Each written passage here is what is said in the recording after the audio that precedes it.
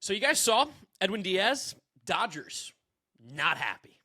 Not happy. This is the first time in a long time I felt like the Mets are a bit embarrassing. More embarrassing than they have been in a while. It's unacceptable, James. It's unacceptable. I don't know. Are you gonna try to spin it positive? Are you, or no? You're gonna go negative all too. Well, here's what I'm going to say is that I think this is going to be like a choose your own adventure episode for you guys. The first 10 minutes or so, well, I don't know how long this is going to go. Emotions, feelings, sadness, talking about Edwin Diaz. I think after that, at least from my perspective, I'm going to try and weave in some baseballs, try to do some devil's advocate, some understanding. So if you don't want to listen to that, I'll let you know when to cut this off and have the episode you want. If you do want that, start skipping ahead now. But this is a gut punch. This is, like you said, the first time in the new era that has been like, oh, we lost. Yeah. Off the field. We lose on the field still a lot, but this is the first time off the field it felt like we lost. Yeah, it's bad. It's a bad look. I think it's a bad feel. It's all things, like every single way that I see this Edwin Diaz not coming back to the Mets, from the money side, from the if he didn't want to come back, like there's no positive that I can take out of this. There's nothing that feels good. Devin Williams is worse than Edwin Diaz. Edwin Diaz is one of the best closers in baseball. The Mets stunk with Edwin Diaz last year. Maybe people will say, well, we stunk with him. We'll stink without him, or does it really matter? I just don't know how this bullpen is good without Edwin Diaz. I have no idea. Like, even if Devin Williams, because I don't think he goes back to being Brewers Devin Williams. That feels like insane to ask. But even if he's good, he's still not Edwin Diaz good. Like, and then to see the contract, 3 years.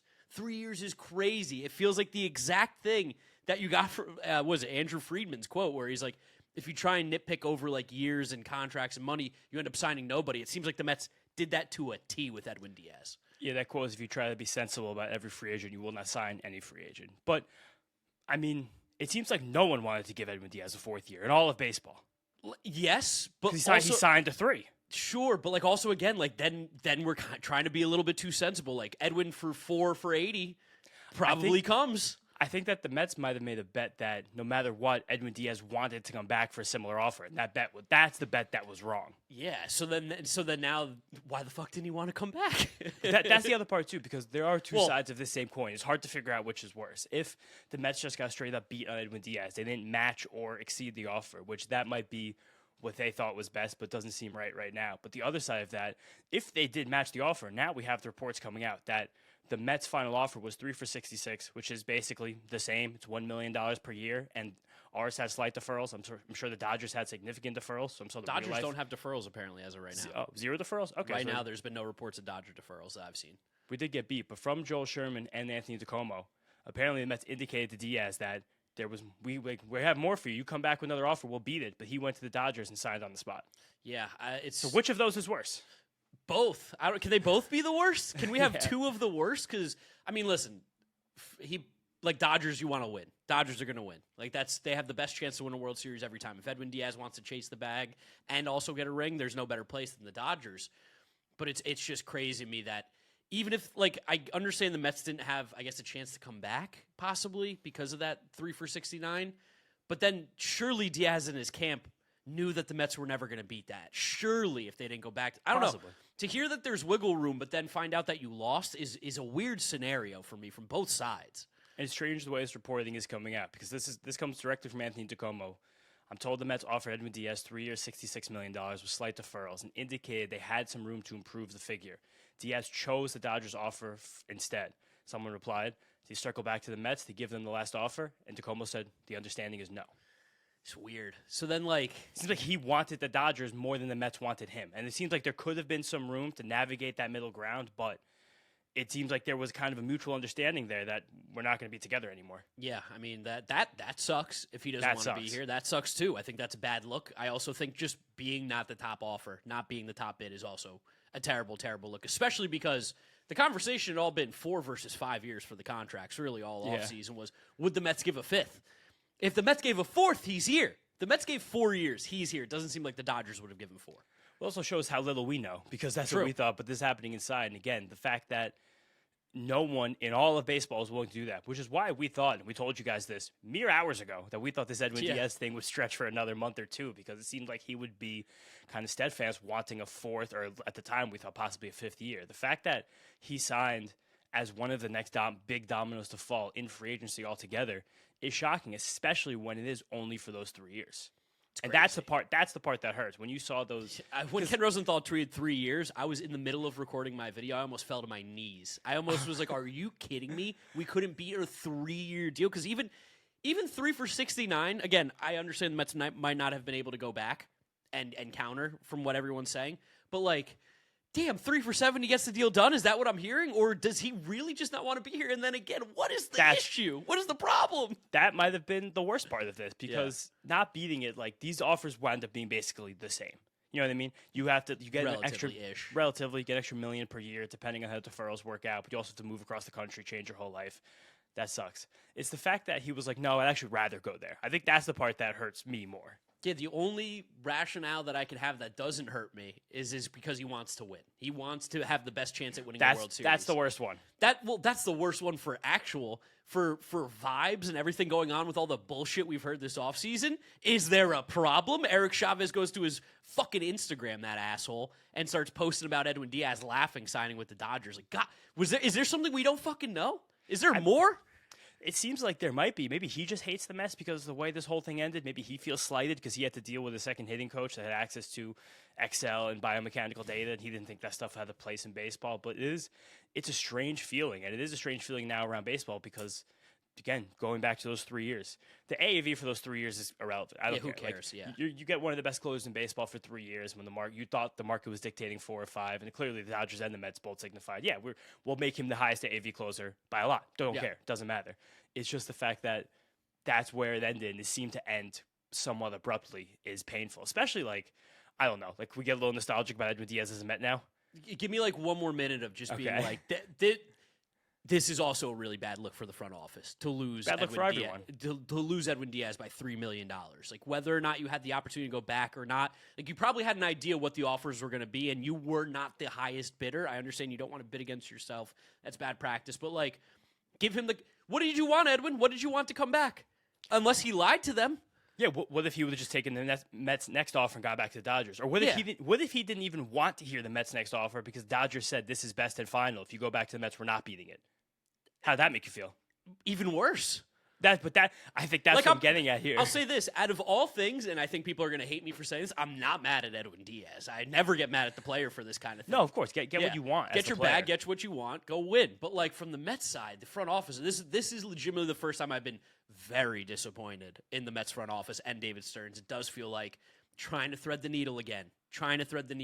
I can understand the fans being like, it's Milwaukee Mets. I get it. I know it's not. But I get why people would have that feeling because the initial reaction when I saw this was like, cheap. Mets are cheap. It is an embarrassing loss to lose Edwin Diaz to the Dodgers like this. It's also, I think the more embarrassing thing is that he didn't want to come back. He saw the inside. Similar to us knowing the most about him, we didn't want to offer him a 4th year. Him knowing what the Mets did, I don't think he wanted to give us the chance to beat it because it seemed like he just wanted to be a Dodger. It's possible. And again, it's very possible. If that's his prerogative, like he's the player, he can do that. And I don't think he wanted to give the chance to Mets to beat because he didn't want to have to say no to more money. It's possible. It's very possible. possible. That's kind of part of it, too. Maybe he was just very anti-deferral. Maybe the Dodgers were like, no deferrals, and the Mets were. And he's like, I want that money now. Are you positive about no deferrals from Dodgers? I just haven't seen a thing about deferrals. Okay. I haven't seen deferrals mentioned with the Dodgers yet. Obviously, they are the kings of deferrals, but usually it gets mentioned pretty quickly with them if there are. No, usually. I'm assuming there has to be. I mean, again, maybe I don't want to assume outside of you and me, but if there's probably some deferrals involved in the contract. They defer every single contract. I know. But Teoscar Hernandez has deferred money. Like, maybe that's why he went there, because they got no deferral. If he's the only guy in the locker room without deferred money, that'd actually be kind of hilarious. I'd find the humor in that. But, I mean... Now you can get nostalgic if you want. How does it feel for you personally? Because you were the #1 Edwin Diaz hater on the internet the first year. For 2 years. 2 years. For 2 years. 19 and 20, hated his guts. Yeah. Juice balls, wasn't it? It wasn't fair to him. He gave up 35 home runs a year in 60 innings. Like it was May of 21 where you started to finally see the light. Yeah, as soon as he stopped giving up a home run every time the ball hit the bat, I was like, oh shit. But it also came from the fact that I was so disappointed because at the time, we also thought Kelenic was going to be a superstar. Yeah. We also were like, Robinson Cano fucking stinks. Like, this guy also stinks. It's so funny to have all these names get thrown back into this. And that trade happened like the same week. I'm pretty sure that was a winter meetings deal as well back then. Gerson Batista going over. Was Jay Bruce? Jay Bruce was part in the of that deal. trade? Your boy Swarzak was in the deal. Well, that was one good thing. Get rid of that loser. But, like... I was upset with Diaz when it started because he was supposed to be like the piece, and he came and he stunk. but we know why he stunk because they were using juiced baseballs. As soon as those were gone, you're like, oh my God, this guy's unbelievable. And literally, I'll even say this, since 2022 has been the best closer in baseball. I think we could say that. Maybe number 2 at worst. Besides when he ripped his knee in half. But that doesn't make him worst. There was a funny tweet from my guy Mikey, MJD Analysis, who does some work for Baseball Prospectus. He was like, "You're not allowed to be sad about this Edwin Diaz contract if you didn't still believe in him after 2019." Fair. I don't mean that, but I just thought it was funny. It's funny to think about Edwin Diaz's 10 years in Met. Like it's kind of crazy to think about like the level of star he became, the way that we did all the trumpet stuff, and that kind of changed. And we did the trumpets against the Dodgers. Remember, that was Timmy Trumpets was on the field. Goddamn, Timmy Trumpet Terse. Fucking Timmy Trumpet Terse. Goddamn Timmy Trumpets. And like I know that we had like Enter Sandman, and then and we had Hell's Bells like back in the day with Hoffman and Mariano. But then I thought you were talking about Ryan Helsley for a no, second. no. I was like, never ever. You You should bleep that out in the edit. But I felt like that was kind of huge. Closer entrances faded for a while, for like 15, 20 years, and everyone's kind of brought them back. Now like every reliever has to have one. Now it's like the cool thing to have one. Like again, like our bad setup man had one. Like Felix Bautista came out to like a crazy The Wire, song. right? Yeah, The Wire. Omar Whistle. John Durant is all like this. Hansel Robles had a freaking the white horse thing going on. Edwin Diaz became such an incredible star with this team, and it worked out so well with how good he became once he did. Again, the juice ball thing happened. He fixed the command, and then just even coming off the Buck interview on Foul Territory last week when he said that the team knew their season was over when Edwin Diaz tore up his knee in the World Baseball Classic, which whatever you want to say about Buck Showalter, that's bad on him to let your team fall apart because of the closer. But I think that just goes to show like the magnitude that this guy had in this clubhouse. Like I do wonder about what the players on the Mets are thinking right now because I would love to know. I would love to know what Juan Soto, Francisco. No, check if you see some stories right now. That's what I'm gonna do. I think that there's a big disconnect in the analytics world about like the value of these relievers and closers between them, like executives and the players. When you talk to players, they're like, "Yeah, we have our ninth inning guy." Like there's such an exhale, such a feeling of relief when they know for sure like someone's getting the ball in the ninth inning and the game's over. Versus like we're going to have to shake our way through this, and you see this team rallied around him so much. Again, evidenced by the fact that Buck Showalter said our closer got hurt, our season was over. Crazy. Which is just crazy to say that ever out loud ever. You'd have to beat that sentence out of me if I was the Mets manager. It's a bad look for the manager to be like, it's over. I would need to be tortured to have said that if I was Buck Showalter, tortured with weapons. But it goes to show what he held. And I think the players like they love I think at times they love the trumpet shit. Like you know what else I think they really love? What? He's so goddamn good. He comes. That's to the game, what I'm talking about. He comes to the game. It's over. The game's over. Edwin Diaz after 2020 was just nails. He had a period of time, which, by the way, people saying like he's been inconsistent or whatever. It's like, are we on the same fucking planet? Like he had like one bad month, and people are like inconsistent.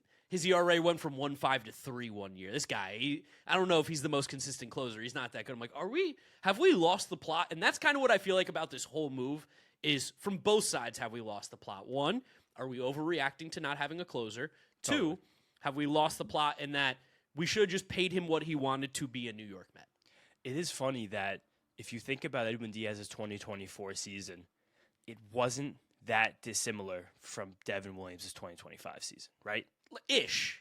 I mean, it was ish. It was a difference of like 5 earned runs. Yeah. But and that's like what we saw from the Mike Petriello piece about how all those runners that he left on base scored. It was a 3.5 versus 4.5 ERA. Yeah, which in real baseball, that means a lot, but in reliever baseball, it's not that different. I also think like the difference of that is Edwin Diaz blew the games at the end of the game, so there was no one else that could come in and let the other runners that he let on, where Devin Williams was pitching like the 7th. He lost his job. Yeah. That's a different thing. But the Mets bullpen was so bad that year that Edwin Diaz couldn't lose his job. No, but he shouldn't have either. We also knew it was just like, this is clearly a guy coming back from blowing out his fucking knee.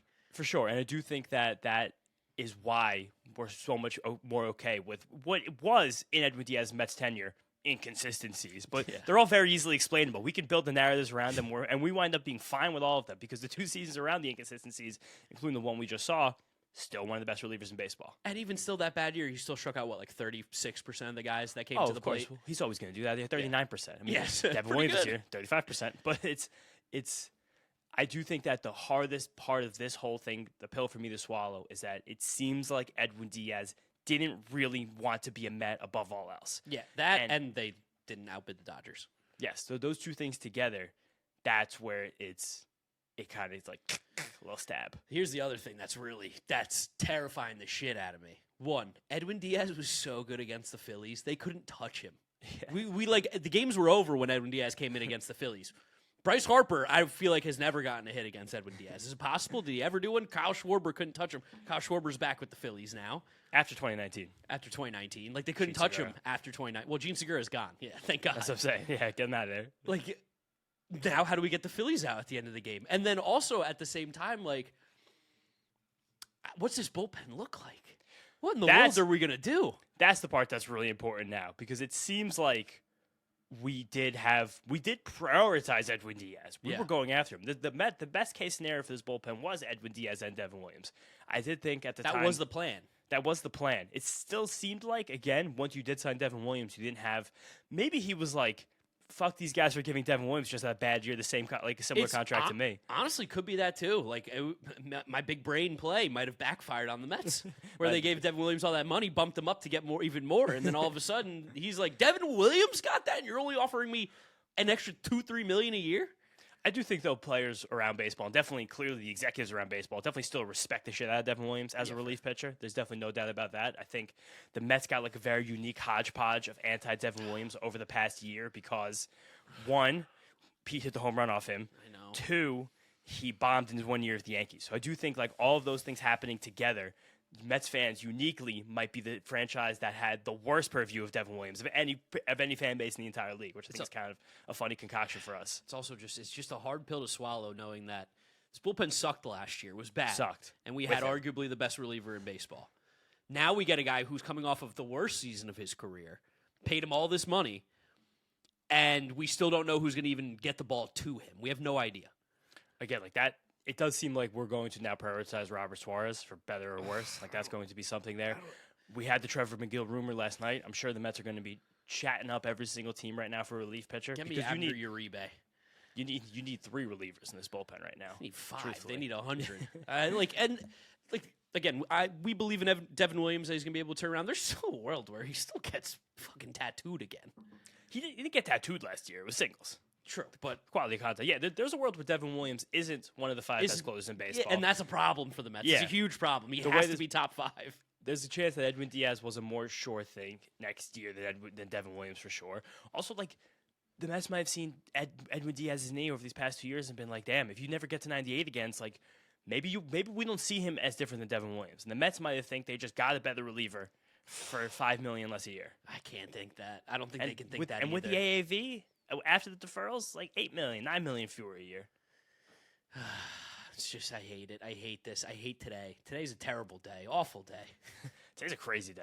I was dog sitting today. The second I left my house, this Edwin Diaz thing happened. I'm like, you gotta be kidding me. Me and James are getting ready to record the Kyle Schwarber video for the windup. James leaves immediately. Like, we see Kyle Schwarber signs for the Phillies. Then Edwin Diaz signs 10 minutes later. I'm like, this is... What a bad day for the Mets. Kyle Schwarber doesn't pick the Mets, goes back to the Phillies, although we always knew that was going to happen. We even said that earlier today when you guys were listening. And then Edwin Diaz is like, what if I go to the Dodgers? That's the other thing. The Dodgers. That's the worst part. That's the worst part. The Dodgers, man. They had one weakness, and it's gone. It's gone. It's gone. It's like, but also they were the only other option at all. Like, and the Blue Jays, I think. I think the Blue Jays too, but it seems like the Blue Jays are like zeroing in on Kyle Tucker, so I don't think you spend.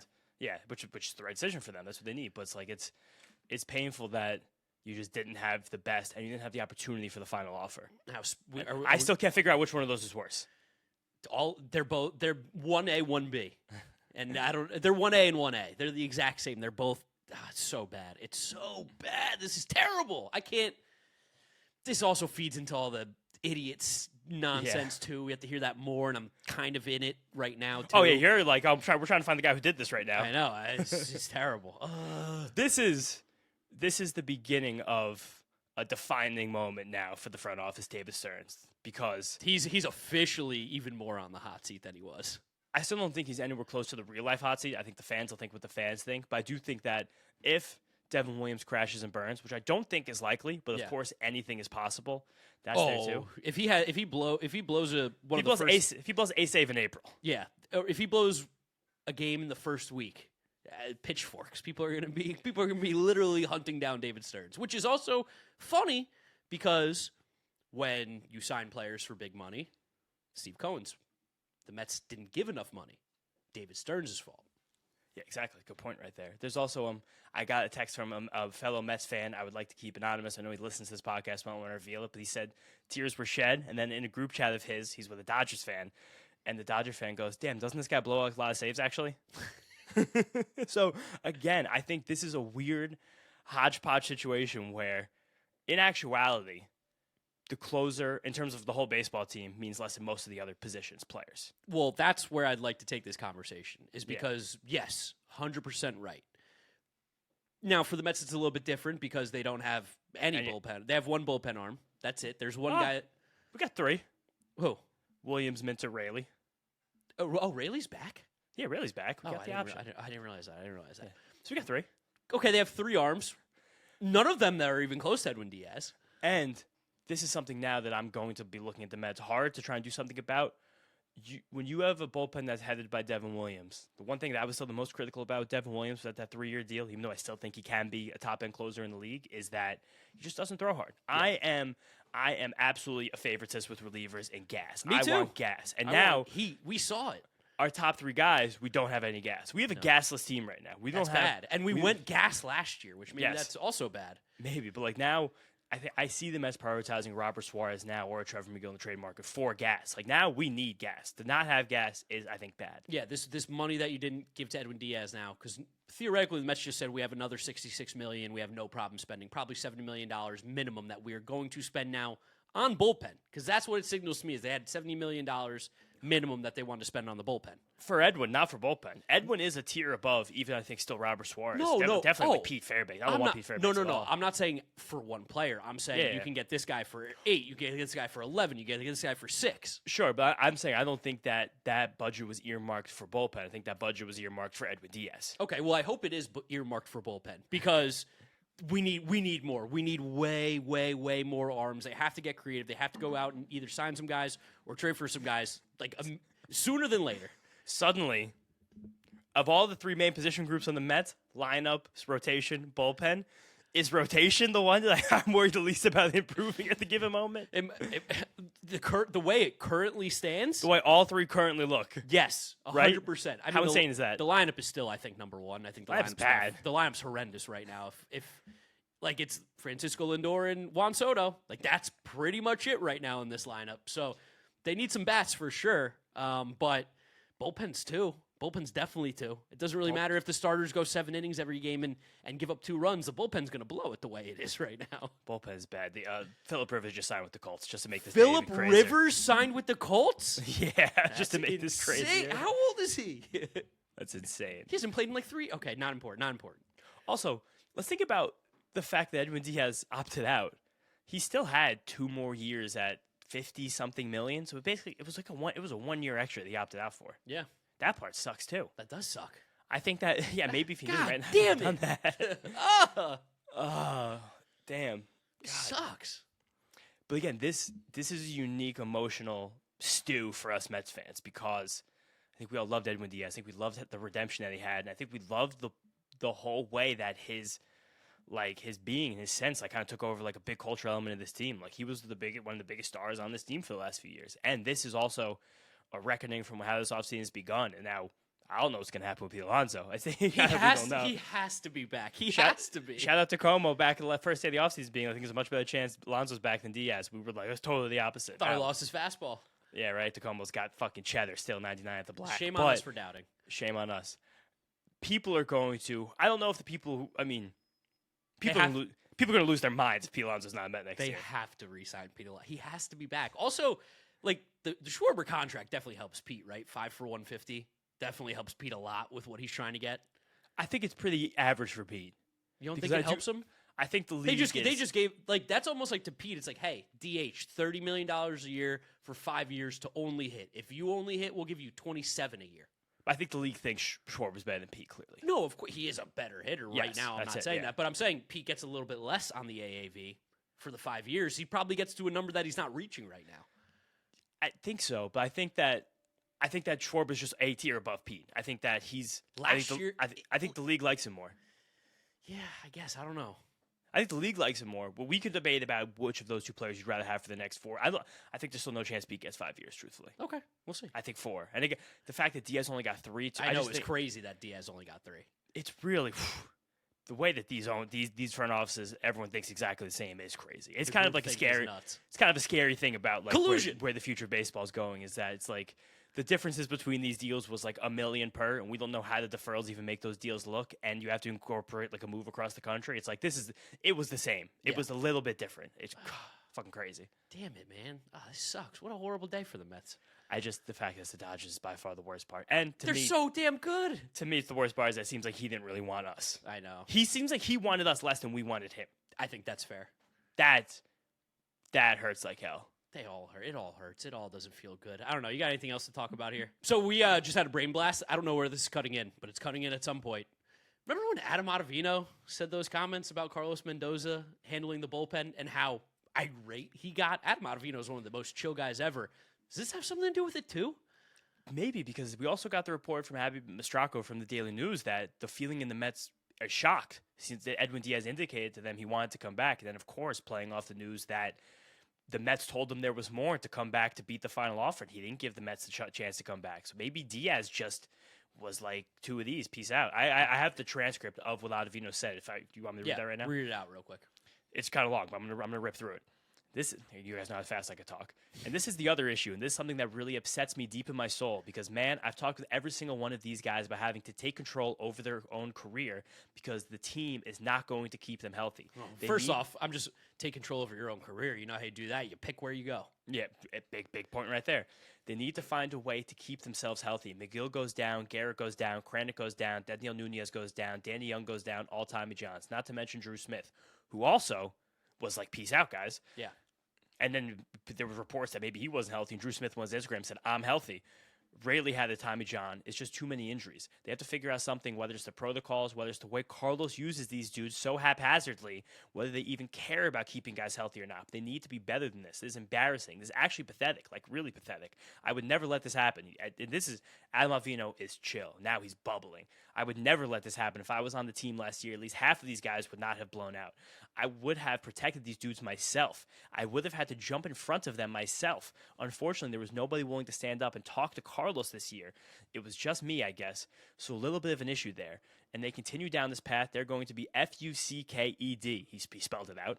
Because you cannot injure this many dudes every year, and hopefully this is not their actual strategy because it's freaking pathetic. It's not player-friendly. Eventually people will catch on. And it's funny because they are bragging about keeping people healthy the year before when it had nothing to do with them. So, yeah, I am a little annoyed because these are the guys that should be playing, and it pisses me off. Yeah, I wonder if that has anything to do with it. Again, we don't have any proof, but this is just hearing all the Diaz stuff. Those guys were teammates for years. Those guys were teammates. It is interesting. And again, for Adam Ottavino to get irate takes a lot. That guy openly loves listening to lo-fi hip-hop. It's his favorite song per the Mets'd podcast a few years ago. Every time. Banger. I wish. What a banger. People are going to lose their shit with the Devin Williams closer entrance this year. I don't even know what it's going to be. I don't even want to do any research to find out. But we'll find out when we find out. We're getting strange breadcrumbs now. I do think that we're going to keep learning more about this Edwin Diaz situation. It seems like the Mets might have feel like they were led astray a bit. So funny that this is happening the same day that Steve and Matt signs when 2021. This is exactly how that happened. So whether or not you think that we just ended the Steve Matz continuum and now the Mets are letting themselves get that bid for free agents, or there's going to be the second coming of the Steve and Matz, I don't even know what to call it, like a referendum, rampage. Yeah. I like referendum. Yeah, this is weird. It's so shocking how quickly this happened, and then the fact that we did get those words from out of Ottavino a few weeks ago. Lot of things to think about. Read the tea leaves. All right. I guess this will be the end, right? Maybe, or back to the episode. Or back to the episode. Also could be back to the end. Don't know what it's going to sound like or look like, but here you go. No, that's it for now. All right, guys. That's it. Let us know how you're feeling. Subscribe. We'll see you soon. I'm not even doing a fun outro. I'm ending it. Bye. See you guys. Let's go, Mets.